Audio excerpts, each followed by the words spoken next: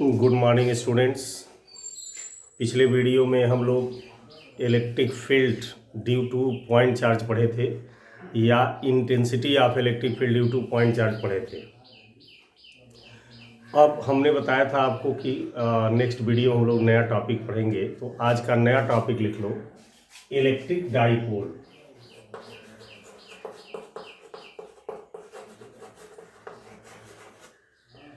सबसे पहले हम लोग इलेक्ट्रिक डाइपोल का डेफिनेशन से देखेंगे। इलेक्ट्रिक डाइपोल कहते किसे हैं, और यदि कोई सिस्टम हमारे सामने दिया जाए, रखा जाए, दिखाया जाए, तो हम कैसे जानेंगे कि ये सिस्टम इलेक्ट्रिक डाइपोल है। क्योंकि इसमें भी कुछ ऐसे न्यूमेरिकल्स आते हैं जिनमें आपको पहचान करना पड़ता है कि ये इलेक्ट्रिक डाइपोल है कि नहीं है। तो पहले साइलेंटली इलेक्ट्रिक डाइपोल का डेफिनेशन देखिए, इलेक्ट्रिक डाइपोल की पहचान देखिए, और फिर इलेक्ट्रिक डाइपोल से रिलेटेड कुछ छोटे छोटे टर्म्स हम लोग पढ़ लें, फिर आगे की पढ़ाई करेंगे। और बहुत इंपॉर्टेंट हेडिंग है, और इलेक्ट्रिक डाइपोल से रिलेटेड कोई न कोई क्वेश्चन हर साल बोर्ड में आता ही है।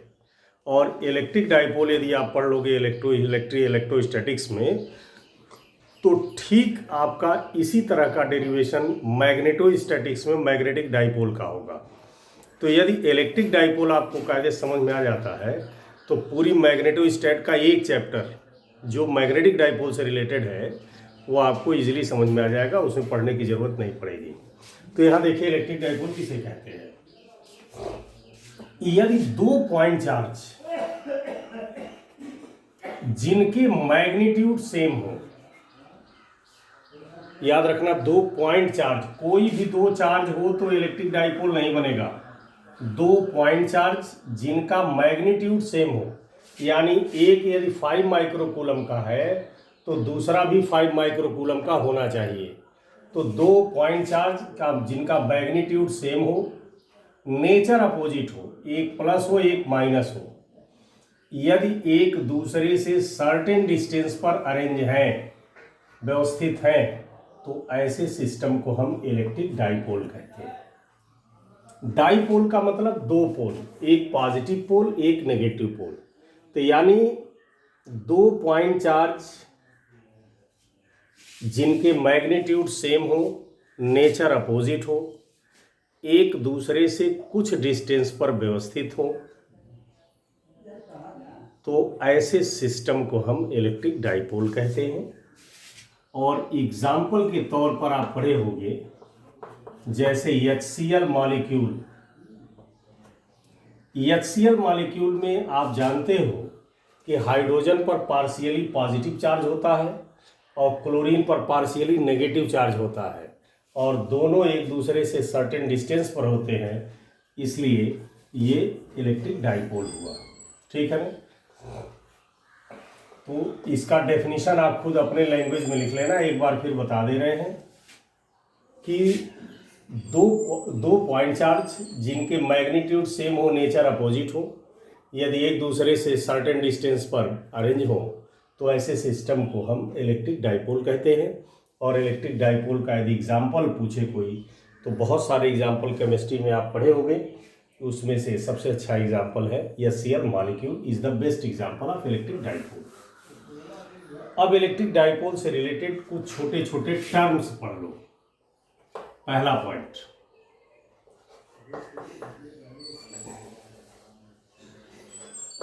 एक्सिस।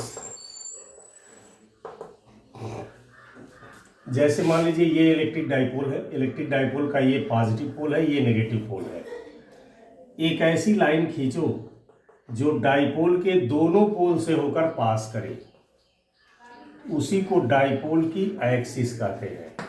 यानी यहाँ डेफिनेशन लिख लेना, ये line which pass through from both poles of dipole is called axis of dipole. यानी इलेक्ट्रिक डाइपोल की हिंदी होती है वैद्युत द्विध्रुव, वैद्युत द्विध्रुव, और एक्सिस की हिंदी होती है अक्ष।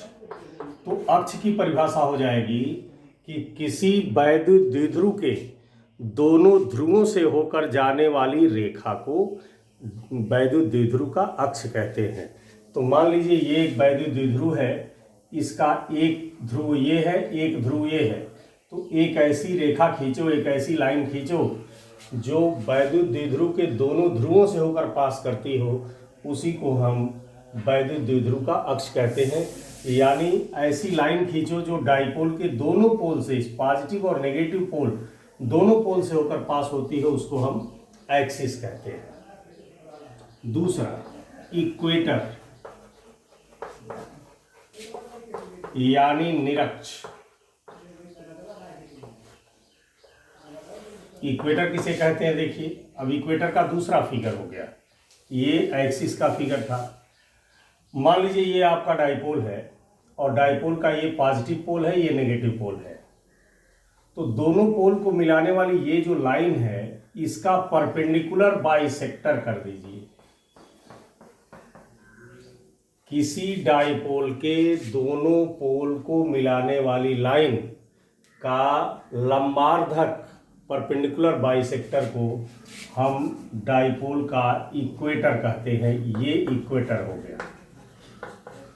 यानी आप इसका डेफिनेशन दे सकते हो कि the perpendicular bisector of line joining both poles of dipole is called equator of electric dipole. यानी किसी वैद्युत द्विध्रुव के दोनों ध्रुवों को मिलाने वाली रेखा का लंबार्धक निरक्ष कहलाता है। ठीक। तीसरा इफेक्टिव डिस्टेंस या इफेक्टिव लेंथ। इफेक्टिव डिस्टेंस या इफेक्टिव लेंथ, मान लीजिए ये हमारा डाइपोल है, डाइपोल का ये पॉजिटिव पोल है और ये नेगेटिव पोल है। किसी डाइपोल के दोनों पोल के बीच का ये जो डिस्टेंस होता है, इसी को इफेक्टिव डिस्टेंस कहते हैं। इलेक्ट्रिक डाइपोल के दोनों पोल के बीच के डिस्टेंस को कैलकुलेशन की सुविधा के लिए 2L लिया जाता है। किसी भी इलेक्ट्रिक डाइपोल के दोनों पोल के बीच का डिस्टेंस 2L लेना कोई नियम नहीं है, कोई रूल नहीं है। कैलकुलेशन को इजी बनाने के लिए, थोड़ा कैलकुलेशन की सुविधा के लिए इनके बीच का डिस्टेंस हम 2L ले लेते हैं। ऐसा नहीं, कोई रूल नहीं है। तो कभी भी डाइपोल के दोनों पोल के बीच का डिस्टेंस यदि दिया हो, मान लीजिए 10 एंगस्ट्रॉम, तो वो 10 एंगस्ट्रॉम 2L की वैल्यू हुई। तो दोनों पोल के बीच के डिस्टेंस को 2L से रिप्रेजेंट करते हैं और इसी को इफेक्टिव डिस्टेंस या इफेक्टिव लेंथ कहते हैं। ठीक है।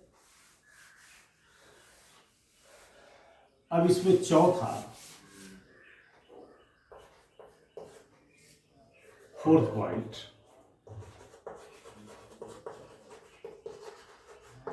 Electric dipole moment. Electric dipole moment ये इंपॉर्टेंट है। देखिए, इलेक्ट्रिक डाइपोल मोमेंट होता कैसे है, क्या है, पहली चीज, और दूसरी चीज इलेक्ट्रिक डाइपोल मोमेंट निकालते कैसे हैं। ये दोनों बातों को ध्यान से देखिए। जैसे जितने भी इलेक्ट्रिक डाइपोल हैं, उनकी ये खासियत है कि किसी भी इलेक्ट्रिक डाइपोल को आप ले जाकर किसी इलेक्ट्रिक फील्ड में रख दीजिए, किसी एंगल पर। जैसे मान लीजिए कोई इलेक्ट्रिक डाइपोल है और उस इलेक्ट्रिक डाइपोल को किसी भी यूनिफॉर्म इलेक्ट्रिक फील्ड में या किसी भी इलेक्ट्रिक फील्ड में किसी एंगल पर रख दो, तो इलेक्ट्रिक फील्ड क्या करेगा, उस डाइपोल को रोटेट कराने की कोशिश करेगा। यानी जो इलेक्ट्रिक डाइपोल आपने इलेक्ट्रिक फील्ड में रखा है, वो इलेक्ट्रिक डाइपोल इलेक्ट्रिक फील्ड में रोटेट करने का प्रयास करेगा, घूमने का प्रयास करेगा।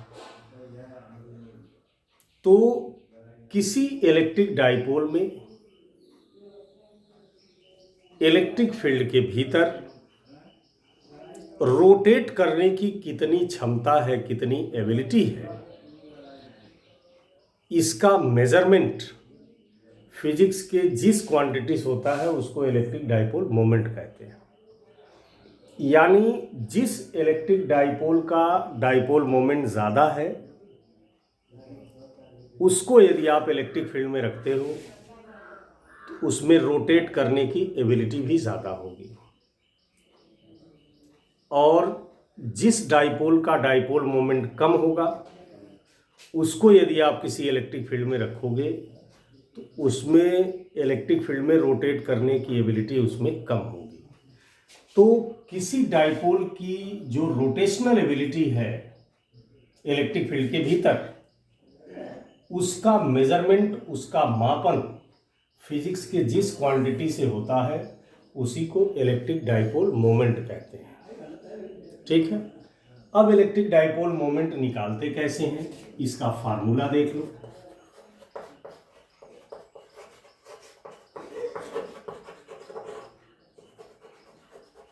इलेक्ट्रिक डाइपोल मोमेंट किसी डाइपोल का निकालना है तो क्या कीजिए कि डाइपोल के दोनों पोल में से एक पोल का चार्ज ले लीजिए,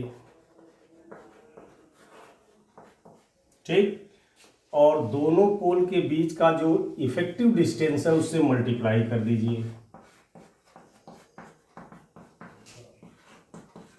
इफेक्टिव डिस्टेंस से मल्टीप्लाई कर दीजिए। क्लियर?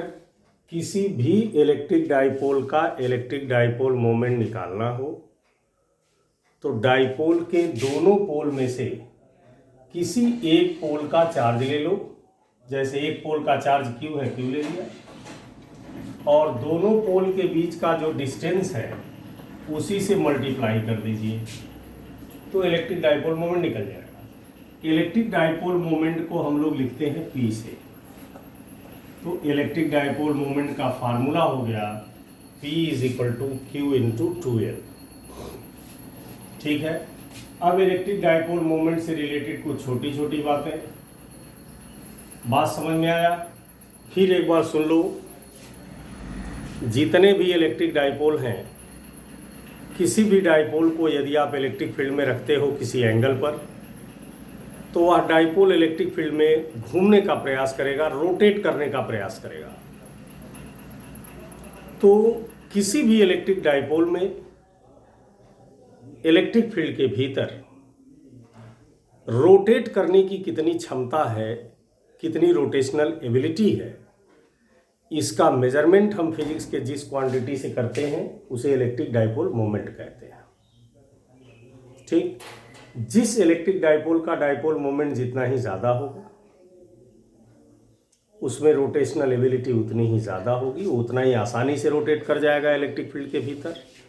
और जिस डाइपोल का डाइपोल मोमेंट कम होगा उसमें रोटेशनल एबिलिटी उतनी ही कम होगी, वो इतनी आसानी से नहीं रोटेट करेगा। अब यदि इलेक्ट्रिक डाइपोल मोमेंट का न्यूमेरिकल डेफिनेशन लिखना चाहते हैं तो electric dipole moment is numerically equals to product of charge and effective distance. यानी किसी इलेक्ट्रिक डाइपोल का डाइपोल मोमेंट निकालना है तो डाइपोल के दोनों पोल में से किसी एक पोल का चार्ज ले लो और दोनों पोल के डिस्टेंस से मल्टीप्लाई कर दो, इलेक्ट्रिक डाइपोल मोमेंट निकल जाएगा। ठीक, अब इलेक्ट्रिक डाइपोल मोमेंट यानी चौथा ही पॉइंट चल रहा है, इससे रिलेटेड कुछ छोटी छोटी बातें जान लो। सबसे पहली चीज कि इलेक्ट्रिक डाइपोल मोमेंट यानी P is a pure vector quantity. Electric dipole moment एक प्योर वेक्टर क्वांटिटी है। इसमें डायरेक्शन भी होता है, मैग्नीट्यूड भी होता है। इलेक्ट्रिक डाइपोल मोमेंट का मैग्नीट्यूड निकालना हो तो Q × 2L से, और यदि डायरेक्शन निकालना हो, ध्यान दें मैंने बताया कि electric dipole moment is pure vector quantity. Electric dipole moment एक प्योर वेक्टर क्वांटिटी है। तो जब ये प्योर वेक्टर क्वांटिटी है तो इसमें मैग्नीट्यूड भी होगा, डायरेक्शन भी होगा। तो इलेक्ट्रिक डाइपोल मोमेंट का जब भी मैग्नीट्यूड निकालने को आए तो इसी फार्मूले से निकाल दीजिए, Q × 2L से। और इसका डायरेक्शन हमेशा नेगेटिव पोल से पॉजिटिव पोल की तरफ होता है। यानी यहां पर आप लिख सकते हो the direction of P is always from negative pole to positive pole. इसका डायरेक्शन हमेशा नेगेटिव पोल से पॉजिटिव पोल की तरफ होता है। तो जब p एक वेक्टर क्वांटिटी हो गई तो इसके फार्मूला का वेक्टर फॉर्म में लिखने को दिया जाएगा। तो इसके फार्मूला का वेक्टर फॉर्म हो गया vector p is equal to q into 2l into vector n। इसलिए इलेक्ट्रिक डाइपोल मोमेंट का यदि फार्मूला का वेक्टर फॉर्म लिखने को आ जाए तो p इंटू 2l लिखकर इंटू वेक्टर n कर दीजिएगा।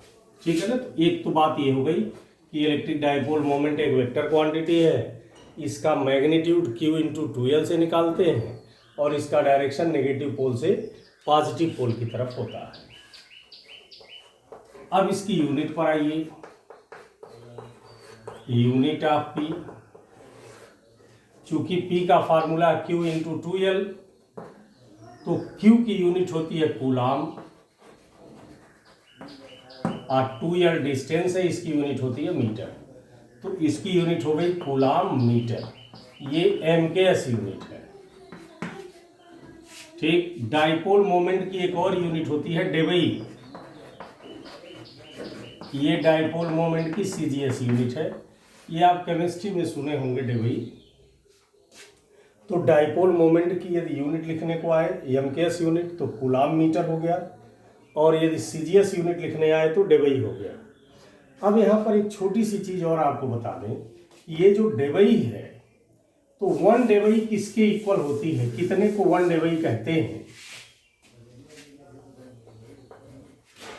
1 डेबई। इसका डेफिनेशन अपने आप लिख लो, मैं समझा दे रहा हूं। यदि कोई इलेक्ट्रिक डाइपोल आपको दिया जाए जिसके दोनों पोल्स पर 10 टू दी पावर -8 फ्रैंकलिन का चार्ज हो, यदि एक ऐसा डाइपोल दिया जाए जिसके दोनों पोल्स पर 10 टू दी पावर -8 फ्रैंकलिन का चार्ज हो और दोनों पोल के बीच का डिस्टेंस यदि 1 एंगस्ट्रॉम हो, तो ऐसे डाइपोल का डाइपोल मोमेंट 1 डेबई होता है। यानी 1 debye is numerically 1 debye is the electric dipole moment of such dipole which have charge 10 to the power -8 Franklin on each pole and separation between pole is 1 angstrom। यानी 1 डेबई उस द्विध्रुव आघूर्ण कहलाता है जिसके दोनों ध्रुवों पर 10 टू दी पावर -8 फ्रैंकलिन का आवेश हो और ध्रुवों के बीच की दूरी यदि 1 एंगस्ट्रॉम हो, तो ऐसे डाइपोल का डाइपोल मोमेंट यानी वैद्युत द्विध्रुव आघूर्ण 1 डेबई के बराबर होता है। ठीक है। तो ये रहा इलेक्ट्रिक डाइपोल से रिलेटेड कुछ टर्म और इलेक्ट्रिक डाइपोल। इसके बाद डाइपोल के ड्यू टू इलेक्ट्रिक फील्ड और भी डाइपोल से रिलेटेड तमाम बातें पढ़ेंगे नेक्स्ट पार्ट में। आज के लिए इतना ही। Thank you.